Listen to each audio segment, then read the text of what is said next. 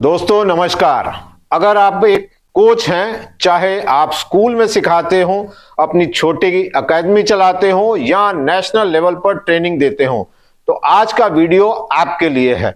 अक्सर चर्चा खिलाड़ियों और मेडल्स की होती है, लेकिन भारत सरकार द्वारा गठित पुलेला गोपीचंद टास्क फोर्स ने अपनी 43 पन्नों की रिपोर्ट में कोच को केंद्र में रखा है। सही मायनों में यह रिपोर्ट हमारे देश के कोचों के भविष्य को ध्यान में रखते हुए ही बनाई गई है। लेकिन साथियों, यह वीडियो सिर्फ कोचों के लिए नहीं, बल्कि देश के सभी खेल संघों, फेडरेशंस और स्पोर्ट्स ऑर्गेनाइजेशन के लिए भी बहुत महत्वपूर्ण है, क्योंकि कोचों को सर्टिफाई करना, उनके लिए नियम बनाना और उन्हें नियुक्त करना आपकी जिम्मेदारी है। इस रिपोर्ट में आपके लिए भी बहुत कुछ सीखने और बदलाव करने के सुझाव दिए गए हैं। आइए जानते हैं चैप्टर 1 और चैप्टर 2 की वो बड़ी बातें। आज हम इस रिपोर्ट के पहले 2 अध्यायों पर बात करेंगे, 2 चैप्टर्स पर बात करेंगे और समझेंगे कि इस नए प्रस्ताव में कोचों के लिए क्या खास है, उनकी नौकरी, उनके सम्मान, उनके काम करने के तरीके में क्या क्या क्रांतिकारी बदलाव आ सकते हैं। चलिए थोड़ा गहराई से समझते हैं इस सब चीजों को। पहले चैप्टर में हम जानेंगे कि हमारे कोचिंग सिस्टम में अब तक क्या गलतियां हो रही थी, और चैप्टर 2 में बताया गया है कि विशेषज्ञों ने उन्हें सुधारने के लिए कोचिंग का जो नया 3 स्तरीय ढांचा प्रस्तावित किया है वह क्या है। यह सारी जानकारी बड़े संक्षिप्त में बताएंगे। कभी जरूरत पड़ी और मौका लगा तो हम बड़े विस्तार से भी इस पर चर्चा कर सकते हैं। सबसे पहले इस रिपोर्ट की जरूरत क्यों पड़ी।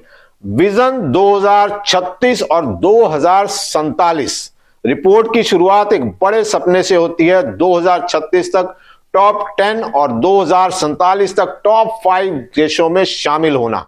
टास्क फोर्स का कहना है कि मेडल केवल खिलाड़ियों से नहीं, बल्कि एक मजबूत कोचिंग इकोसिस्टम से आते हैं। हम कहां पीछे रह गए, कमियां क्या हैं हमारी। टास्क फोर्स ने भारत की कोचिंग व्यवस्था में 3 बड़ी कमियां बताई हैं। पहला है बिखरा हुआ सिस्टम, फ्रेगमेंटेड सिस्टम। हमारे यहां कोचिंग का कोई एक स्टैंडर्ड नहीं है। एक कोच कुछ सिखाता है तो दूसरा कुछ और। इससे खिलाड़ी कंफ्यूज हो जाते हैं, उन्हें समझ नहीं आता कि कौन सही है और कौन गलत, या किसका प्रशिक्षण का तरीका सही है। दूसरा बिंदु है करियर में अनिश्चितता। कोच बनने के बाद आगे बढ़ने का कोई स्पष्ट रास्ता नहीं है। एक कोच 10 साल बाद कहां खड़ा होगा उसे खुद नहीं पता। 10 साल बाद जहां था आज भी वहीं है। कोच की कोई तरक्की नहीं होती है, तो जिससे हम उम्मीद करते हैं कि वह हमें खिलाड़ियों की पहचान करके देगा, वह हमेशा वहीं का वहीं रह जाता है। उसको कभी प्रोत्साहन नहीं मिलता। वह तो बस यह सोचकर खुश हो जाता है कि चैंपियन को मैंने ढूंढा, आज देखो कहां पहुंच गया, या फिर चैंपियन से मैंने बनाया। टास्क फोर्स की सिफारिश की है कि कोचों को 4 से 8 साल के लंबे अनुबंध दिए जाएं। तीसरा बिंदु है ग्रास रूट की अनदेखी। सारा बजट और ध्यान जो है वो एलीट कोचिंग पर रहता है, सबसे ऊपर का जो स्तर होता है उस पर, जबकि सबसे ज्यादा मेहनत की जरूरत जो है वो जमीनी स्तर पर होती है। चलिए बात करते हैं अध्याय 2 चैप्टर 2 की, जिसमें कोचिंग का नया 3 टियर ढांचा बनाया गया है। विशेषज्ञों ने सुझाव दिया है कि कोचिंग को 3 साफ श्रेणियों में बांटा जाना चाहिए। यह इस रिपोर्ट का सबसे इंपॉर्टेंट हिस्सा है। पहला, ग्रास रूट कोच किसे सिखाएंगे। स्कूलों और क्लबों के छोटे बच्चों को। इनका मुख्य काम क्या होगा। इनका काम चैंपियन बनाना है, बल्कि बच्चों में खेल के प्रति जागरूकता पैदा करना है, रुचि पैदा करना, और उनकी बुनियादी तकनीक जो बेसिक्स हैं उनको सही रखना। इनका काम होगा हीरे को ढूंढना, प्रतिभा की पहचान करना। दूसरा, विशेषज्ञता। ग्रास रूट कोच जो है बच्चों की सुरक्षा, चाइल्ड सेफ गार्ड और उनके मानसिक स्थिति को समझने में माहिर होना चाहिए। इन्हें नींव का पत्थर माना गया है। दूसरा लेवल है इंटरमीडिएट कोच। किसे सिखाएंगे ये कोच। ये उन खिलाड़ियों को जो स्टेट या नेशनल लेवल की ओर बढ़ रहे हैं। मुख्य काम इनका यह होगा कि स्टेट में टैलेंट डेवलपमेंट शुरू होता है और कोच का काम खिलाड़ी की तकनीक को और निखारना, उसे और प्रतियोगिता के लिए तैयार करना होता है। बदलाव की जरूरत कहां है ये देखने की जरूरत है। यहां कोचों को स्पोर्ट्स साइंस और डेटा की बेसिक जानकारी दी जानी चाहिए, जो कि नहीं होती है। तीसरा लेवल है एलीट कोच। किसे सिखाएंगे ये एलीट कोच? नेशनल कैंप और जो इंटरनेशनल या ओलंपिक गेम्स, एशियन गेम्स के खिलाड़ियों को सिखाएंगे। इनका जो मुख्य काम होगा वो होगा हाई परफॉर्मेंस और मेडल जीतना। ये कोच विशेषज्ञों की पूरी team, physio, doctor, data analyst, इनके साथ मिलकर काम करेंगे। तीसरा चरण जो है वो है एकीकृत ढांचे, यानी कि यूनिफाइड फ्रेमवर्क का फायदा कैसे मिलेगा। टास्क फोर्स का कहना है कि जब ये तीनों स्तर एक दूसरे से जुड़ेंगे तभी भारत में कोचिंग क्रांति आ सकती है। इसका मतलब कि अगर कोई बच्चा गांव में ग्रास रूट कोच से सीख रहा है तो उसे वही बेसिक सिखाए जाएं जो नेशनल कैंप में एलीट कोच सिखाता है। बेसिक्स की बात कर रहा हूं मैं।